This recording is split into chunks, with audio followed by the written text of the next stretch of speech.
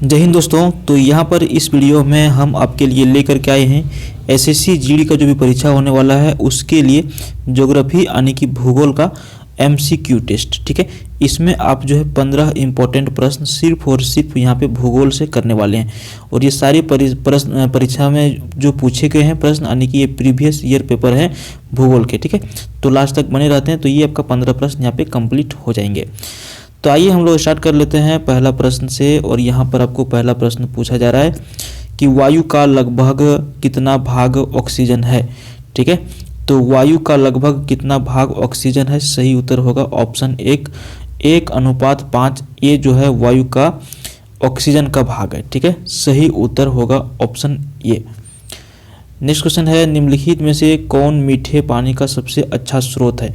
मीठा पानी कहने का मतलब ऐसा नहीं कि उसमें चीनी डाला हुआ, मीठा पानी का कहने का मतलब है कि जो पीने योग्य हो। ठीक है, जो पीने योग्य हो उसे कहा जाता है मीठा पानी। तो यहाँ पर देख रहे हैं महासागर, तो महासागर का पानी हम लोग पी नहीं सकते हैं। खारा पानी तो हम लोग बिल्कुल नहीं पी पाएंगे। सागर का पानी तो ऐसे भी गंदा रहता है, खारा रहता है। तो यहाँ बचता है ऑप्शन डी नदी। तो नदी जो है ये मीठे पानी का सबसे अच्छा स्रोत होता है। तो सही उत्तर क्या होगा, ऑप्शन डी हो जाएगा। ठीक है, अगला प्रश्न देखिए, जल चक्र में बादलों का गठन निम्नलिखित में से किस प्रक्रिया द्वारा होता है। जल चक्र में जो बादल का निर्माण होता है, जो बादल बनता है, ठीक है, ये किस प्रक्रिया के तहत बनता है। तो जल चक्र में जो संघनन होता है, संघनन के माध्यम से बादलों का निर्माण होता है। सही उत्तर क्या होगा, ऑप्शन सी। ठीक है, चलिए अगला प्रश्न देखिए, हवा में निम्नलिखित में से कौन सी गैस प्रधान रूप में विद्यमान है। तो जो हवा है इसमें जो गैस प्रधान रूप से जो विद्यमान है इस गैस का नाम है nitrogen. Correct answer option b हो जाएगा।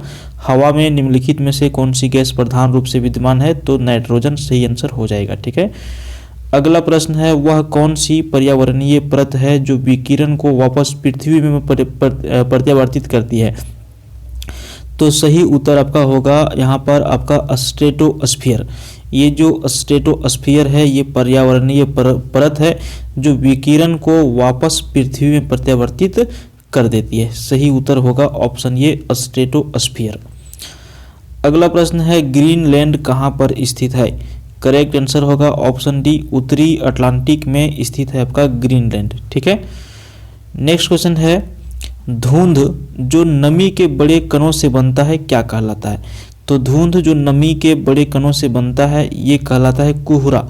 ठीक है, कोहरा कहलाता है। दिल्ली में बराबर ये कोहरा जो है, कोहरे की वजह से वहाँ पे लोगों को बहुत सारा परेशानी होता है। ठीक है, सांस लेने की प्रॉब्लम भी वहाँ पे होने लगती है दिल्ली में। और अभी का जो ठंड का समय है यहाँ पे सबसे ज़्यादा नुकसान यहाँ पे भी कोहरा की वजह से किसको होगा, दिल्ली को होगा। ठीक है ना, तो वही चीज़ है, धुंध जो नमी के बड़े कणों से बनता है ये कोहरा कहलाता है। सही आंसर ऑप्शन ये करेंगे सभी लोग।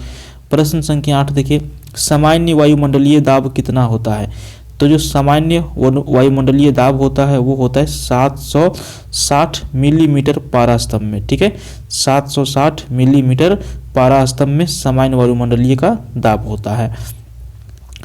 अगला प्रश्न है कब अग्नि ज्वलनशील नहीं हो पाती। अग्नि जो है कब ये जलने योग्य नहीं रहता है।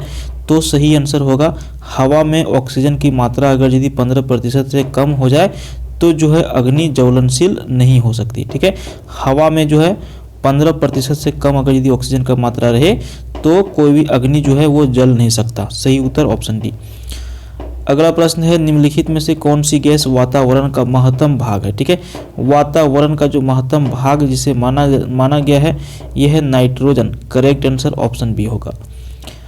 अगला प्रश्न है रेडियो तरंग के संचरण के लिए प्रयुक्त वायुमंडल का स्तर क्या है। देखिए इस प्रश्न को सभी समझिएगा। रेडियो तरंग के संचरण, संचरण का दूसरा भाषा में आप क्या समझ सकते हैं, संचालन, मतलब कि चलने योग्य। ठीक है, तो रेडियो के तरंग के चलने के लिए प्रयुक्त वायुमंडल का जो स्तर है, जो परत है, ये कौन सा स्तर है। तो ये है आपका आयन मंडल। करेक्ट आंसर ऑप्शन बी होगा। अगला प्रश्न है शुष्क हवा जिसका नाम है सांता आना कहाँ बहती है। जिस तरह से हमारे यहाँ भारत में जो है लू जो गर्मी के दिनों में बहती है, ठीक है, तो ये हवा का नाम क्या है, लू। उसी तरह से यहाँ पे जो शुष्क हवा, गर्म, शुष्क मतलब क्या, गर्म हवा, तो गर्म हवा जिसका नाम है सांता आना, और ये जो बहती है ये कैलिफोर्निया में बहती है। करेक्ट आंसर ऑप्शन डी होगा। अगला प्रश्न है समुद्री जल का औसतन खारापन कितना प्रतिशत होता है। समुद्री जल का औसतन खारापन होता है 3.5%, 3.5%। ठीक है। अगला प्रश्न है इनमें से कौन सा टेक्टोनिक प्लेट के मूवमेंट या शिफ्ट के कारण होता है। जहां ये टेक्टोनिक प्लेट मिलते हैं तो सही उत्तर होगा ऑप्शन डी भूकंप में। ठीक है। कौन सा टेक्टोनिक प्लेट के मूवमेंट या शिफ्ट के कारण होता है जहां पे टेक्टोनिक प्लेट मिलते हैं, भूकंप इसका बिल्कुल सही आंसर हो जाएगा। ठीक है। चलिए नेक्स्ट क्वेश्चन, और ये प्रश्न है आपके लिए, निम्नलिखित में से कौन सा सतह पर जल संसाधन का एक उदाहरण है। तो बहुत ही आसान सवाल है, थोड़ा सा दिमाग लगाइएगा तो आप इसको आसानी से आंसर कर पाइएगा। ठीक है। इसका आंसर क्या होगा ये आपके लिए है, एक तरह से कह सकते हैं कि होमवर्क है। ठीक है। आप इसका आंसर कहीं से भी खोजिए और इसका आंसर करिए। प्रश्न एक बार फिर से रिपीट कर लीजिए, निम्नलिखित में से कौन सा सतह पर जल संसाधन का एक उदाहरण है। ठीक है। उम्मीद करते हैं आप लोग इस प्रश्न का आंसर दीजिएगा। इस तरह का वीडियो देखने के लिए चैनल को सब्सक्राइब करिए। Thank you.